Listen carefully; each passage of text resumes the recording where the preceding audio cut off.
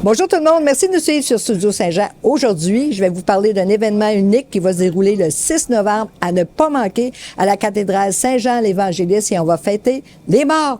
Voyez ce costume-là extraordinaire. Vous voulez en savoir plus, en voir plus? Bien, suivez-nous! Ici Louis Lemieux, votre fier député de Saint-Jean à l'Assemblée nationale du Québec. La chaîne télé que vous regardez en ce moment sur Facebook ou sur YouTube, c'est Studio Saint-Jean, la chaîne télé de votre député au service de la communauté, depuis plus de 6 ans déjà. Et c'est vraiment communautaire, dans la mesure où vous pouvez vous joindre à notre équipe d'animation bénévole ou vous pouvez nous suggérer des sujets d'entrevue ou des invités. C'est facile. Vous nous écrivez à production@studio-saint-jean.tv. Bon visionnement.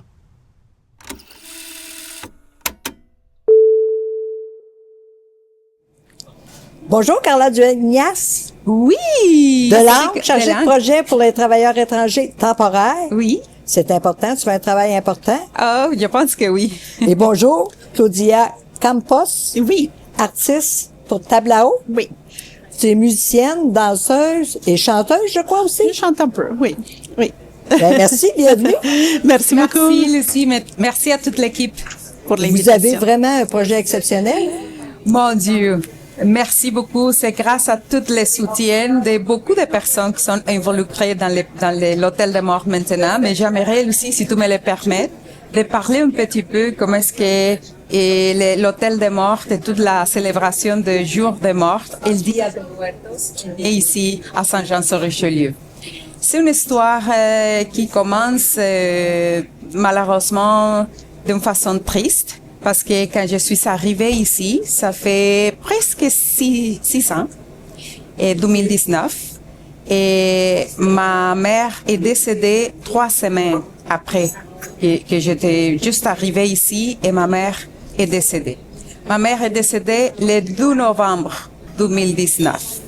Le 2 novembre, c'est précisément le jour de mort au Mexique. Donc, j'étais vraiment triste et je me souviens que pendant la pandémie, l'année 2020, j'ai décidé de faire un hommage à ma mère et monter tout un hôtel de mort chez moi et avec toutes les traditions, que c'est avec des photos de ma mère et sa nourriture préférée, les boissons qu'il boivait à l'époque. Donc, et j'ai commencé à introduire à ma belle famille dans la tradition de l'hôtel de mort pour célébrer la vie de ma mère, qui n'a jamais connu Québec. Donc, on a commencé comme ça. Je travaillais pas à l'époque. Je venais d'arriver, la pandémie est arrivée presque à la même temps. Mais dans l'année 2022, j'ai commencé à travailler à l'organisme l'Ancre en tant qu'une conseillère en installation, que c'est les personnes qui accueillent les nouveaux arrivants, pour les montrer comment est-ce que ça fonctionne ici, mais même l'école, les systèmes de santé et les NAS et toutes que c'est beaucoup pour une personne qui vient d'arriver. Donc, j'ai commencé à travailler avec les immigrants et un an plus tard, 2023, et l'Ancre me donnait l'opportunité de devenir la chargée des projets des travailleurs étrangers temporaires avec Immigrants Québec et avec un budget extraordinaire de le gouvernement fédéral. En plus, tu avais déjà vécu cette démarche-là. Exactement, c'est ça la partie qui est importante de notre organisme, c'est qu'on est des personnes qui viennent de partout et de 5-6 pays différents, de différentes nationalités et continents. Donc, à l'époque, je dis à ma directrice, Lynn Laplante, et Lynn, dans mon projet, il y a des activités culturelles que je devrais faire pour couper l'isolement des travailleurs étrangers temporaires, surtout les saisonniers, les agricoles qui sont plus éloignés de centre-ville. Donc, est-ce que je pourrais faire un hôtel de mort pour célébrer les jours de mort ici à l'Ancre? Et Lynn me dit, mais pourquoi ici à l'Ancre? Tu devrais le faire dans la cathédrale. Et je dis, mais la cathédrale, tu penses qu'ils vont ouvrir la porte? Mais oui, maintenant c'est un bâtiment, c'est un édifice culturel et c'est partie de notre histoire. Donc, j'ai cogné la porte de la cathédrale et voilà, il me dit oui, pourquoi pas. Et on a commencé à faire la célébration du jour de mort et l'hôtel de mort dédié à ma mère depuis 2022. Et puis cette année, vous êtes accompagné par la cargaison. Oh oui, ça me donne des frissons juste de penser dans l'événement avec la collaboration de la cargaison parce que j'ai le plaisir de connaître l'équipe de la cargaison, Françoise, Thomas. Et depuis que j'ai commencé avec eux dans les rencontres culturelles ici à la ville pendant la pandémie, j'ai parlé zéro français à l'époque, zéro. Wow. Mais c'était grâce à ce type d'événements des interculturels que j'ai commencé à perdre j'étais timide à l'époque, même si je suis présentatrice de radio au Mexique, j'étais timide parce que j'ai dit oh, je parle bien le français, j'ai commencé de zéro. Mais eux, c'est une équipe très accueillante, très chaleureuse, qui on a commencé à faire de bonnes relations, mais malheureusement, dans les années avant de 2022, on n'avait pas la subvention pour tout l'équipement qu'on a besoin pour allumer un édifice comme la cathédrale de Saint-Jean-sur-Richelieu. Donc, et finalement, grâce à les subventions de la MRC de Haut-Richelieu, qui est embarquée aussi dans le projet, maintenant, on a la possibilité d'avoir la cargaison. C'est tellement un grand projet rassembleur aussi, hein? Vous allez avoir un genre de communion, le partage du pain des morts. Oui. Avec un café. Un petit café, chocolat chaud. Mais surtout, l'opportunité de briser l'isolement les travailleurs étrangers temporaires agricoles, saisonniers. Parce que, ils ont peur de sortir de ces fermes. Oui. Ils ont peur de parler avec des autres personnes.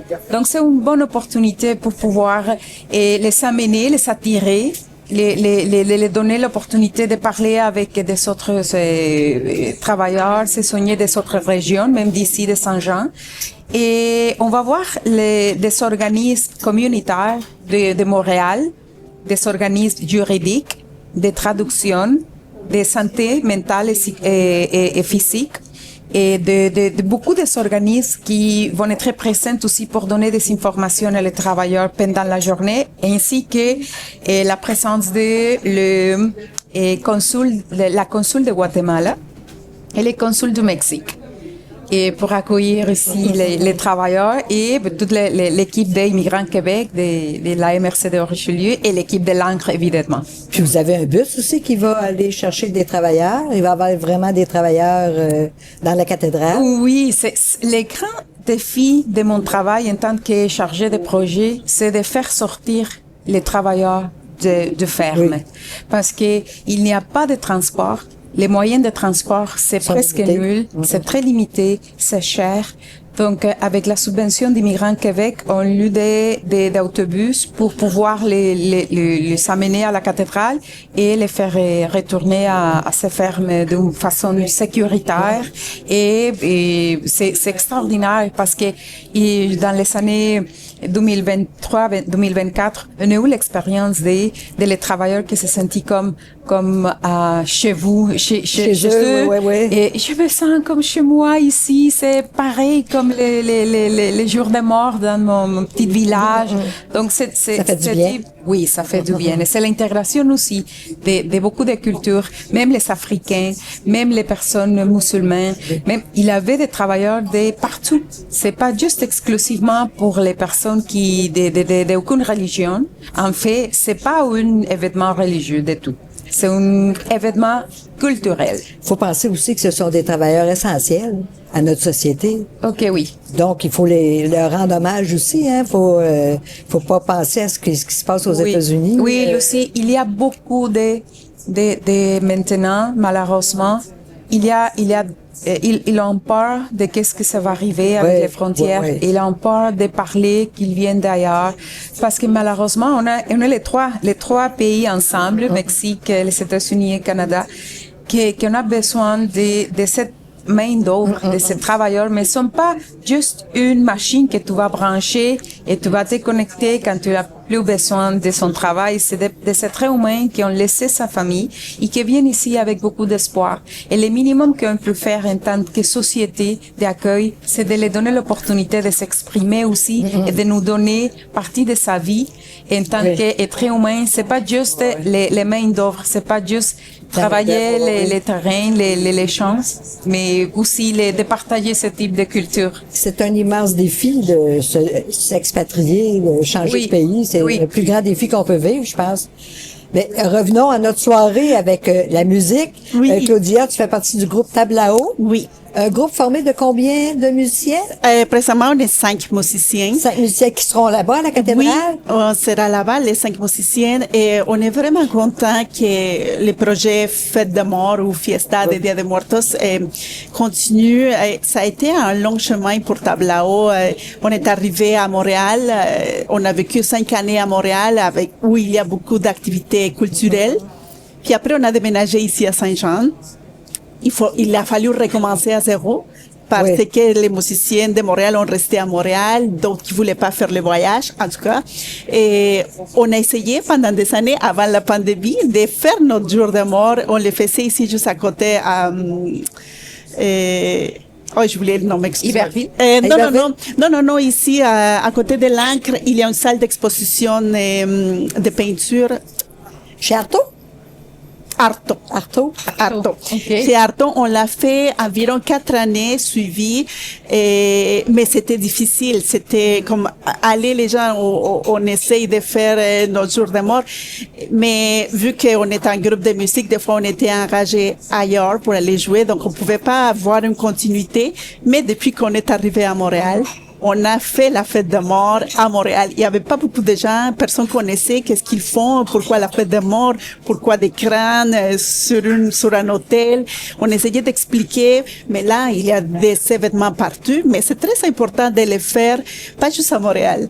Oui. Le fait que, comme Carla a dit, la mission de l'Ancre d'intégrer les travailleurs étrangers, ça nous donne le besoin d'aller jouer. À Tablao, ça nous donne le besoin parce que pour nous, jouer la musique traditionnelle du Mexique, c'est un besoin. Et en tant que musicienne et danseuse, moi, j'ai étudié au Mexique comme professeur de danse traditionnelle du Mexique, en plus de la musique. Mais c'est un besoin. Si nous, en tant que musiciens, avons ce besoin, c'est sûr que les immigrants, les travailleurs étrangers qui sont tout seuls, comme Carla disait, c'est un besoin. Et ce besoin inclut le fait d'écouter ce que tu entendais dans ton pays, la musique te fait vibrer un peu, tu sais pas pourquoi, mais il y a quelque chose à l'intérieur qui t'attire, qui te fait danser. Des fois, tu comprends pas pourquoi, mais parce que c'est une culture des millénaires. Donc, c'est pour ça que c'est très important. Et en parlant de la fête des morts spécifiquement, on va se souvenir, l'importance de la fête des morts, c'est de pouvoir te souvenir des personnes qui sont déjà mortes en faisant des gestes qui montrent que tu es vivante, en partageant la nourriture, en partageant la musique, en partageant tout. Toi, comme être humain, tu es vivant. Si tu peux pas donner, t'es mort. T'es vraiment mort. La musique est joyeuse aussi. La musique est joyeuse. Ça peut être triste, ça peut être joyeuse. Tout dépend de ce que la personne qui est décédée aimait.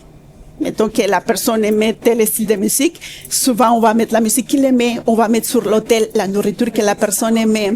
On va mettre la boisson qu'il préférait, qu'il aimait. Donc, c'est vraiment un moment de se souvenir, de les accueillir à nos esprits qui sont, à notre famille qui est déjà décédée, qu'ils viennent ici nous visiter puis qu'ils se rendent compte qu'on est content, qu'on est vivant, qu'on peut donner aux gens de tout ce qu'on est comme être humain, mais aussi c'est le temps de la récolte. Ça veut dire qu'il y a beaucoup de fruits, beaucoup de nourriture et c'est le temps de partager ça. Donc c'est pour ça l'importance des travailleurs étrangers qui puissent récolter, qui puissent travailler la terre. C'est un cycle, la vie et la mort. Et c'est deux choses au Mexique et les cultures latino-américaines, on n'a pas peur de la mort. Oui, on sait que ça existe, mais c'est une partie de notre vie. Parce qu'il y a l'opposé, il y a le blanc, il y a le noir, il y a la vie, il y a la mort. Donc, c'est deux choses qui se complémentent. Et la mort, c'est pas la fin. On croit qu'il y a d'autres choses après la mort. Et c'est pour ça qu'on fait la fiesta de muertos, la fête de mort, parce que on va avoir une visite des personnes qu'on aime. On va pas les oublier. Puis ça va être important. La musique, parce que, comme je vous disais, ça fait partie d'une fête, la musique. Ça fait partie d'une fête danser. Oui. Écouter la musique, partager des moments ensemble. Donc, voilà pourquoi l'importance de la musique pendant la fête de mort. Dis-moi, Claudia, est-ce qu'il y a une musique spécifique pour la mort? Et il y a des chansons qui parlent spécifiquement de la mort ou qui sont reliées à la fête de mort. Et je vais vous parler de La Llorona. C'est une chanson de la femme qui pleure pour la mort de ses enfants. C'est un valse, un rythme de valse, avec beaucoup d'influence de l'Europe. Mais dans l'isthme de Tehuantepec à Oaxaca, d'où est-ce que je porte la robe, il y a beaucoup d'influence. Donc, ça se chante dans cette région de Oaxaca. Et, par exemple, ça c'est le centre-sud du Mexique. Mais si tu vas vers le nord, tu vas voir un autre style de musique complètement différent. Mais oui, il y a une danse spécifique pour la fête des morts. Par exemple, la danse qu'on appelle viejitos.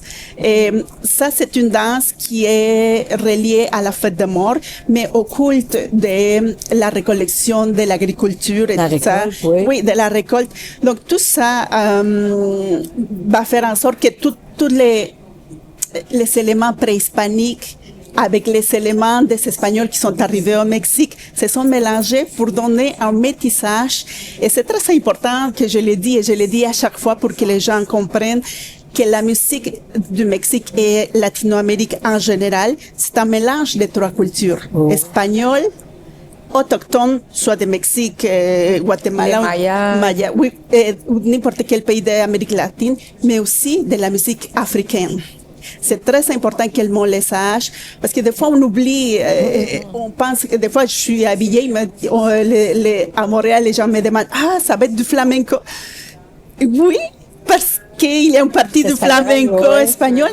Mais des fois, ils entendent les percussions, ils disent, les gens ne savent pas, mais oui. C'est un amalgame. C'est un amalgame et on est riche grâce à ça, d'être ouvert à toutes les cultures et on était riche. Donc, notre musique, culture, nourriture est remplie d'éléments espagnols, autochtones et africains. Puis vous aimez toujours les bijoux dorés. Doré, peu importe. Oui. Et des vêtements, oui, t'as un ensemble brodé à la main vraiment extraordinaire. Oui. C'est vraiment beaucoup de travail qui se fait par les personnes au village, au Mexique. Et des fois, ça, c'est fait à la main. Ça, c'est fait à la main, oui. Et j'étais impressionnée et je continue à être impressionnée quand j'étais étudiante à l'université et qu'on faisait des recherches dans les villages de notre région pour aller faire les recherches en danse et en musique. Et je me disais, comment est-ce qu'ils ont pu créer cette chanson ou ce vêtement? Mais quand tu te rends sur place et tu découvres tout ce qui entoure cette musique, danse, tu le sais maintenant et tu commences à apprécier beaucoup plus pourquoi tu aimes ça et tu commences à comprendre plus et ça te donne le goût que tout le monde le connaisse, de partager ça. Il va y avoir quelqu'un aussi, une femme qui va porter ensemble une robe spéciale. Oh oui, c'est une surprise, mais c'est bien de savoir que tout le monde le sait, qu'il va y avoir une madame, que c'est la Llorona, c'est précisément c'est comme on pourrait dire, mais c'est pas une tradition, c'est un mythe. C'est quoi? La Llorona? La Llorona. Oui, ça existe. Il y a plusieurs théories pour la Llorona dans plusieurs régions. La Catrina. On l'appelle les Catrines. Parce que les Catrines, c'était les personnes bien habillées à l'époque, dans l'époque des Espagnols, qui ont arrivé au Mexique. Et on l'appelait les Catrines. Les personnes qui s'habillaient comme des personnes très élégantes. Donc la Catrina, c'était comme la madame bien habillée, mais avec les sombreros, gros chapeau. Oui. Et tous les maquillages et tout. Donc maintenant, c'est une tradition d'avoir une Catrina partout. Ça, c'est une Catrina parce que c'est tout plein de couleurs et de fleurs. Et on essaye de les imiter dans beaucoup des endroits. Donc c'est une tradition, la Catrina. Donc il va y avoir une surprise avec une Catrina vivante qui va se promener pour la cathédrale pendant que tableau joue. Donc c'est beaucoup de petits détails que j'aimerais souligner, que tout ces détails et tout ce travail ensemble de talents, c'est grâce à les dons de travail, parce qu'on n'a pas les ressources pour payer. Combien ça coûterait sûrement que $20 par personne. Mais c'est gratuit Oui, pour tout le monde. oui. Et sûrement que l'autobus, la dégustation, la musique, pour un travailleur, et c'est impossible de payer $100 pour aller à un spectacle comme le spectacle qu'on va voir. C'est grâce à la subvention, oui, du gouvernement fédéral, provincial, la MRC, de Richelieu, Immigrants Québec, la cathédrale, tout le monde, mais surtout les artistes. La cargaison, tableau, les artistes qui vont se promener, les bénévoles qui vont nous aider à placer les personnes à couper les pains de mort. On va voir les traditionnels pains de mort qui viennent de Montréal aussi dans une pâtisserie, une boulangerie mexicaine très reconnue. Donc c'est beaucoup de travail, des groupements, des bons corps, des volontés de personnes qui aiment être partie de cet événement. Donc, on invite tout le monde. Surtout les gens qui commencent à suivre des cours d'espagnol. Oui. Venir renforcer leur espagnol. Oui. Les jeunes étudiants, les adultes aussi. Oui, les professeurs commencent à cogner la porte de l'encre pour pouvoir faire des jumelages entre les élèves et les personnes immigrantes. Mais dans ce cas, nous pourrions offrir l'opportunité à les personnes qui aimeraient parler un petit peu plus d'espagnol et surtout de se sentir dans un village du Mexique. Et à l'intérieur de la cathédrale, on va vous accueillir avec toutes les traditions mexicaines et latino-américaines, mais c'est l'opportunité de retrouver des gens qui aiment aussi la culture latino et c'est ouvert à tout le monde. C'est important de dire qu'il faut arriver on time. Ça veut dire des 5 à 7 minimum, dédier ce temps pour être là, mais surtout arriver à 17 heures parce que ça va passer vite. C'est juste un jour, c'est juste de 5 à 7, donc c'est important d'y arriver à 17h à 5 p.m. pour pouvoir profiter de toute l'événement. Et 2 représentations de la cargaison. Il y a 2 représentations, un à 5h, j'ai ici, un c'est à 18 et l'autre à 19, mais c'est important C'est important d'arriver à l'heure? Oui, bien sûr, ça c'est super important parce que ça serait juste un jour, l'événement c'est de 17h, c'est unique de 17h à 19h30 et c'est ouvert, comme je disais, à tout le monde, tous les âges, toutes les croyances. C'est important de connaître le monde à travers de ce type d'événement parce que en plus c'est important de dire que le jour des morts c'est reconnu pour la UNESCO comme patrimoine de l'humanité, culturel de l'humanité depuis 2002. Donc, c'est important de dire, écoute, j'ai rencontré une activité, un événement que c'est reconnu pour la UNESCO et c'est ici, dans ma ville, à Saint-Jean-sur-Richelieu. Accessible, c'est une petite fenêtre. Donc, imaginez-vous une fenêtre et vous allez regarder tout ce qui se passe au Mexique, mais ici à Saint-Jean. Il faut rester l'esprit ouvert. Oui, merci. Merci à vous. Merci. J'avais juste une petite éclaircir quelque chose. Oui. On parlait de 2 personnages différents tantôt. On parlait de la Catrina et la Llorona, c'est 2 personnages différents. Mais la Catrina, comme Carla disait, c'est très élégante et tout ça. Mais c'était juste pour dire que la Catrina représente la mort. La mort. Oui. Donc, même si tu es riche, comme la Catrina qui est tout élégante, même si tu es, peu importe quel personnage dans le monde, tu vas mourir un jour. Oui, on dit que c'est la seule justice. La Catrina est présente pour ça, pour nous rappeler que un jour on va mourir, mais peu importe si tu es riche ou pauvre, mais dans le cas de la Catrina, même si elle est riche, elle va mourir. Mais l'important, c'est de mourir avec la joie d'avoir vie comme il faut. Oui, bien vécu. Non? Oui, bien vécu. Bien vécu. Oui. Ben, merci. Merci à vous. Merci tout le monde. Surtout, n'oubliez pas d'aller à cet événement-là extraordinaire. Le cœur ouvert et les oreilles aussi pour entendre la belle musique qu'il va y avoir cette soirée-là. Ben, ici, Lucie Crevier pour Studio Saint-Jean. À la prochaine.